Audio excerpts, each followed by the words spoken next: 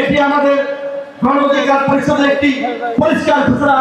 যদিও সরকারের পক্ষ থেকে ফেব্রুয়ারিতে নির্বাচনের তারিখ ঘোষণা হয়েছে, কিন্তু আমরা সরকারকে সতর্ক করে বলতে চাই, রাজনৈতিক দলকেও সতর্ক করে বলতে চাই, জুলাই গণ অভ্যুত্থানকে কেন্দ্র করে আমাদের মধ্যে যে জাতীয় সংহতি গড়ে উঠেছিল, এখন কিন্তু দলবাজি, দখলবাজি, চাঁদাবাজির কারণে আমাদের ঐক্য আমরা পরস্পরের বিরুদ্ধে কাজে ছড়াছড়ি করছি।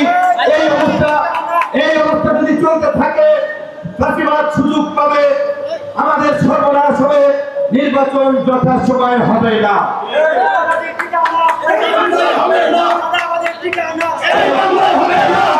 সকল রাজনৈতিক দলকে বলতে চাই, দায়িত্বশীলতার পরিচয় দিন, জাতীয় ঐক্য এবং সংহতি ধরে রেখে জুলাই সনদ, রাষ্ট্র সংস্কার, আগামী নির্বাচনের পথে একসাথে হাঁটুন, একযোগে কথা বলুন।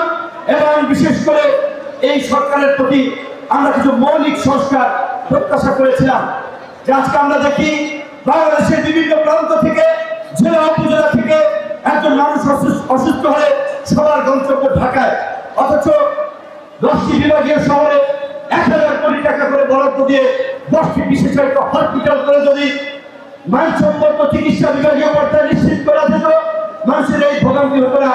আমরা দেখি